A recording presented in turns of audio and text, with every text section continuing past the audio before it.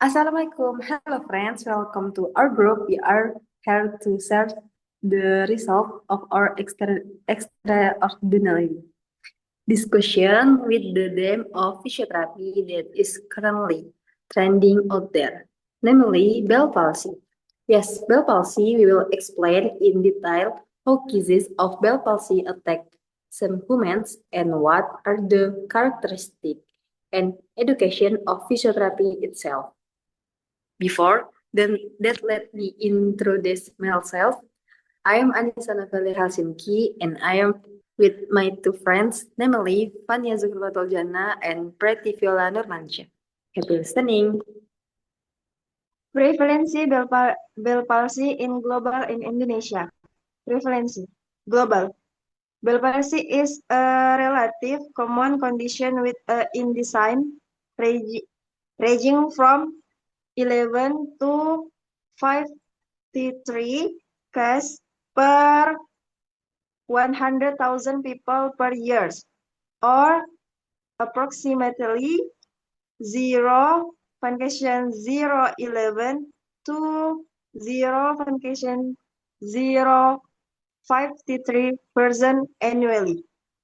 Indonesia, population-based data is not available. Exciting information comes only from hospital-based or local studies, such as the Bethesda Hospital, 0.29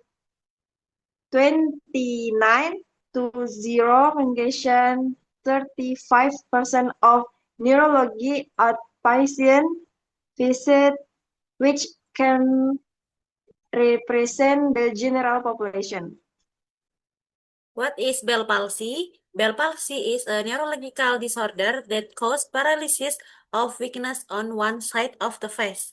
It occurs when one of the nerves that control muscle in the face becomes injured or stop working properly. Bell palsy is the most common cause of facial paralysis. Symptoms of Bell palsy. Sudden weakness on one side of the face, a dropping eyebrow and mouth, drooling from one side of the mouth, diffusely closing of eyelid, wise cases, eye dryness.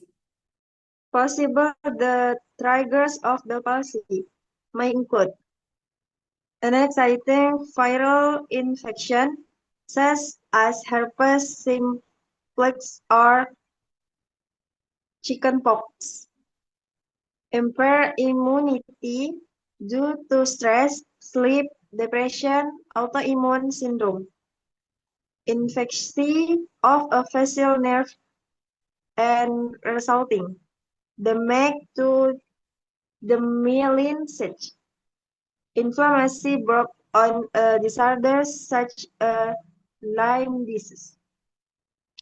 People living with Bell palsy also may develop abnormal sensation, exercise thirst in on one, sensitive to loud noises. Who is more likely to get Bell palsy?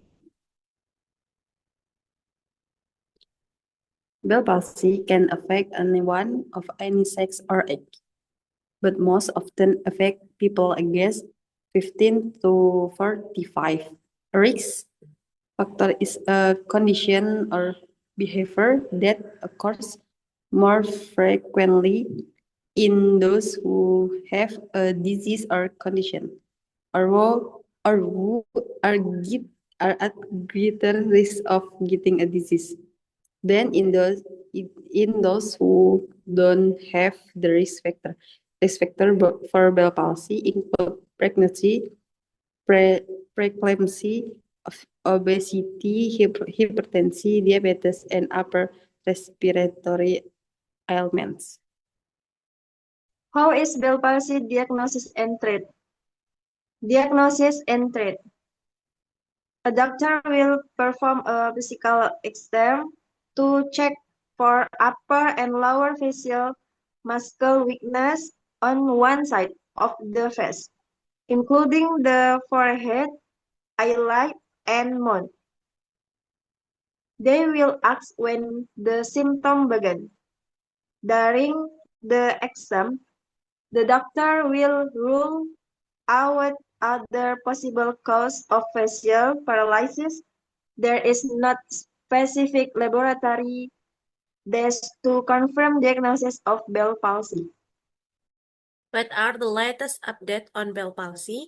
The National Institute of Neurological Disorder and Stroke is the nation's leading federal funder of research on neurological disorder, support an extensive research program to increase.